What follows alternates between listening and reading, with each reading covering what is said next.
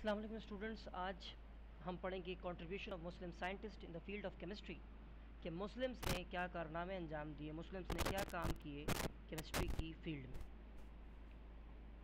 हमारे पास यहाँ पे वैसे तो total number of Muslim scientist जिनको आपकी बुक में डिस्कस किया गया है वो 4 हैं, लेकिन वैसे बहुत सारे मुस्लिम साइंटिस्ट हैं जिन्होंने अलग अलग टाइम पीरियड में अलग अलग वर्क को परफॉर्म किया। जिसमें सबसे पहले आते हैं जाबिर इब्न हयान, जो जाने जाते हैं फादर ऑफ क्लासिकल केमिस्ट्री या फादर ऑफ ओल्ड केमिस्ट्री। और जाबिर इब्न हयान ने बहुत सारी कॉन्ट्रीब्यूशंस की, बहुत सारे काम किए जिनकी वजह से उनको आज तक जाना जाता है। उन्होंने अप्रॉक्सीमेटली 19 एलिमेंट्स को डिस्कवर किया और उनके एग्जैक्ट एटॉमिक वेट्स कैलकुलेट करके लोगों को बताया। जाबिर इब्न हयान ही वो पहले शख्स थे जिन्होंने डिस्टिल्ड यानी कि अलहदा किया वेनिगर में से एसिटिक एसिड यानी सिरके में से एसिटिक एसिड को अलग करके बताया। वेनिगर जो होता है वो दरअसल 2 केमिकल कंपाउंड्स का कॉम्बिनेशन होता है, मिक्सचर होता है, एक वाटर और दूसरा एसिटिक एसिड। डिस्टिलेशन के प्रोसेस को इंट्रोड्यूस करवाकर जाबिर इब्न हयान ने वाटर को अलग कर दिया और एसिटिक एसिड को अलग कर दिया। इसके अलावा जाबिर इब्न हयान एक्सपर्ट थे डिस्टिलेशन के प्रोसेस के, जिसको आपको मैंने बताया, to separate the 2 components of a mixture is known as distillation. इसके अलावा वो एक्सपर्ट थे sublimation for studying those chemical compounds which upon heating directly convert into gas from the solid phase, and the precipitation, the process in which we mix 2 liquids or gases and a solid substance is formed is known as precipitation. तो distillation किसी भी 2 चीज़ों के mixture में से दोनों को एक दूसरे से, या 3 चीज़ों के मिक्सचर में से तीनों को एक दूसरे को अलग करना, एक दूसरे से अलग करने का नाम डिस्टिलेशन होता है। किसी सॉलिड को जब आप हीट करते हो और वो डायरेक्ट गैस में तब्दील हो जाए तो उसे हम सब्लिमेशन कहते हैं। 2 लिक्विड्स को या 2 गैसेस को आप आपस में मिलाते हो, कोई सॉलिड फॉर्म होता है तो उसे हम प्रेसिपिटेशन कहते हैं। वैसे बारिश के होने को भी प्रेसिपिटेशन कहते हैं, मगर ये प्रेसिपिटेशन अलग होती है, इसमें 2 गैसेस आपस में मिलकर लिक्विड बनाती हैं, तो उसे भी प्रेसिपिटेशन कहा जाता है। यानी कि 2 सिमिलर स्टेट की चीज़ें मिलकर एक नई स्टेट बनाए तो उसे हम प्रेसिपिटेशन कहते हैं। ये कह लो, आप समझ लो एक तरीके से। जाबिर इब्न हयान ही वो साइंटिस्ट थे जिन्होंने मुख्तलिफ केमिकल कंपाउंड्स की एग्जैक्ट प्रिपरेशन बताई।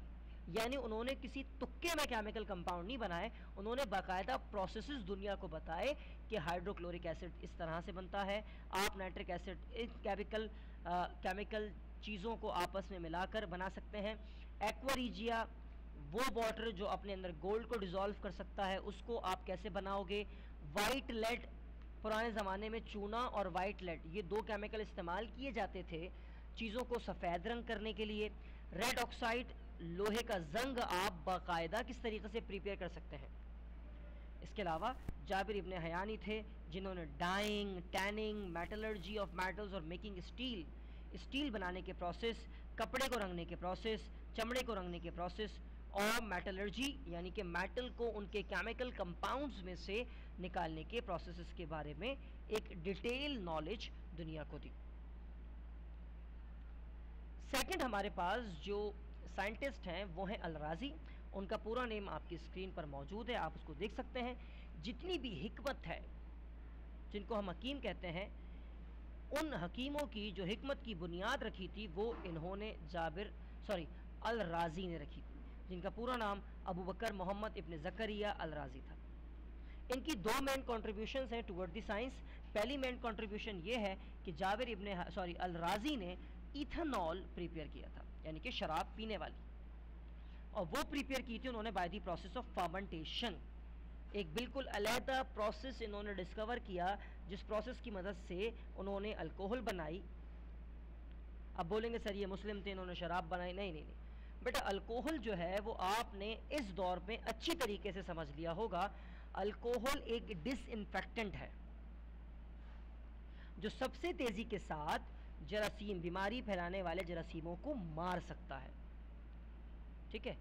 और ये वही अल्कोहल है जो हम ड्रिंकिंग पर्पस के लिए भी इस्तेमाल करते हैं, लेकिन मुस्लिम्स में हराम है। खैर, तो अल्कोहल किस तरह से बनता है उसका बाकायदा टू द बुक प्रोसेस जो बताया था वो अल-राज़ी ने बताया था, और पूरी दुनिया में आज भी जो अल्कोहल है वो अल-राज़ी के बताए हुए मेथड के ज़रिए ही बनता है, किसी और मेथड को फॉलो नहीं किया जाता।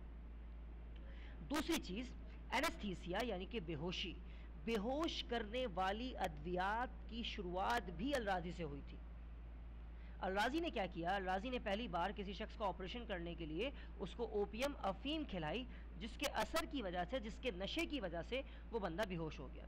इस तरह से ये सामने आई बात कि हम लोगों को लोगों की बीमारियों का, लोगों के ज़ख्मों का इलाज उनको बेहोश करके कर सकते हैं, जिसकी वजह से उनके ज़ख्म का इलाज भी हो जाएगा और उनको तकलीफ भी नहीं होगी।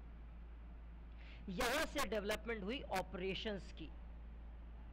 जो आज मॉडर्न ज़माने में ऑपरेशंस किए जाते हैं बेहोश करके लोगों को ऑन दी ऑपरेटिंग टेबल, तो सबसे पहले जो सर्जन थे वो आपके सामने मौजूद हैं, देख लें आप, जिनका नाम है अल-राज़ी। ठीक है, इसके बाद हमारे पास इब्न सीना है। इब्न सीना की दो कॉन्ट्रीब्यूशंस हैं, साइंस की फील्ड में उनकी कॉन्ट्रीब्यूशंस हैं दोनों ही, केमिस्ट्री आप कहना चाहो तो कह सकते हो।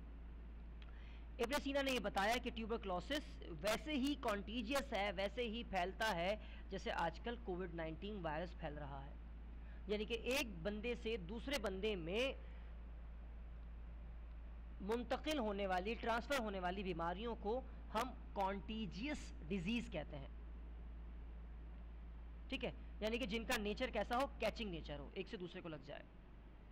जैसे कि उस ज़माने में ट्यूबरक्लोसिस के बारे में इन्होंने बताया, टीबी को लोग आम मर्ज़ लेते थे, लेकिन जब उन्होंने देखा कि भाई घर के एक बंदे को हुआ, उसके बाद दूसरे को हुआ, उसके बाद तीसरे को ये बीमारी हो गई, तो उन्होंने डिक्लेयर किया भाई that disease is contiguous in nature. Similarly हम मुस्लिम्स ये मानते थे कि भाई सूखी हुई रेत जो है उससे बीमारी नहीं फैलती, बहता हुआ पानी जो है वो पाक होता है, ऑब्वियसली पाक होता है मज़हब के लिहाज से, लेकिन पाक होने का हरगिज़ ये मतलब नहीं कि वो बीमारियों से भी पाक है। ठीक है, तो उससे बीमारियां फैल सकती हैं और मट्टी से बीमारियां फैल सकती हैं। तो इस बारे में सबसे पहले हमें बताया था इब्न सीना ने कि the distribution of diseases by water and soil was firstly notice by Ibn Sina. Cholera, diarrhoea, dysentery, polio, ये तमाम बीमारियां पानी से ही फैलती हैं, आलूदा या कॉन्टीमिनेटेड वाटर पीने की वजह से फैलती हैं। And the last Muslim scientist हमारे पास जो है वो अल-बैरूनी है। अल-बैरूनी ने दो बहुत बड़े काम किए थे, जिसमें से पहला जो काम था वो क्या था कि उन्होंने अर्थ का सरकमफेरेंस मालूम किया।